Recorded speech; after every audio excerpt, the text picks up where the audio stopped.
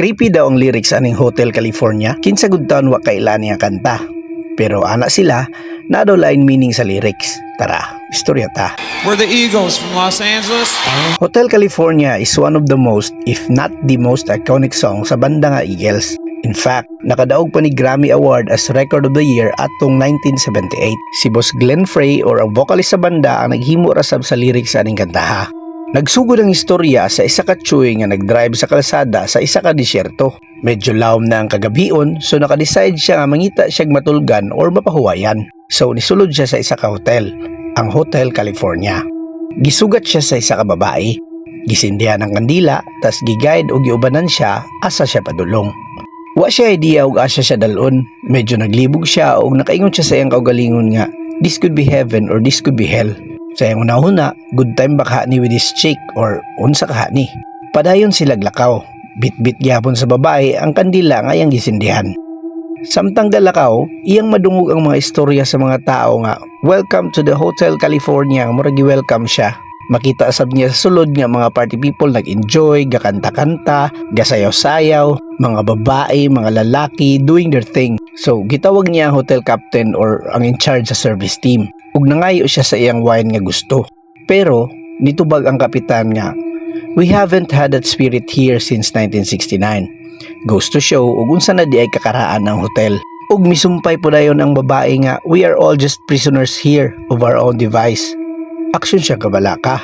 Didto sa master's chambers nga ilang gitawag or ug ato ding i-search kang Uncle Google, it means a room used for a specific purpose like surgical theaters or legal hearings.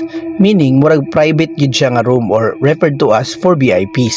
Ug didto sa ilang feast nga gitawag sa mong VIP room, nag-ingon sa kanta nga, they stab it with a steel knife but they just can't kill the beast. Og imo nang imaginon, murag na sila gusto patyon sa mong VIP room. Kinsa gud di mahadlok ana. So nidagan siya palayo, nangita siyang dalan pagawas.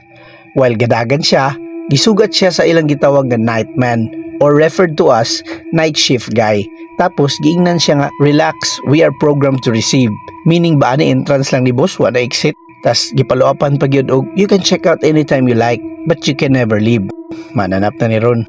Daghay nag-ingon nga ang lyrics daw sa kanta is metaphor. Kunya ang hotel nga gina-mention diri is dili daw literal nga hotel. Instead, it symbolizes daw sa isa ka satanism nga simbahan sa California nga gitukod ni Anton LaVey. Si Anton LaVey di ay tuod ang tao nga nagtukod or founder sa Church of Satan.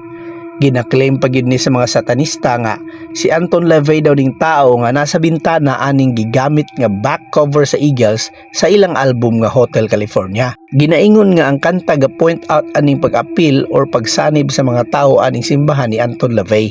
Nga kung kinsa daw ang musulod or mo pa-member diri, di na gid makagawas. Which is makita nato sa last line sa kanta nga, you can check out anytime you like, but you can never leave. Kadlok ba? Pero syempre, dagan sa ibuingon yung mga fans nga metaphor lang, dili na mga meaning. Ug dili sab gusto ang mga fans nga makonek sa satanism or devil ang isa ka kanta nga napamahal na sa mga tao. So unsa ni? Coincidence lang? Ikaw, unsay mo ikasultian nga interpretation sa kanta? Paibala sa comment section. Peace out, yo.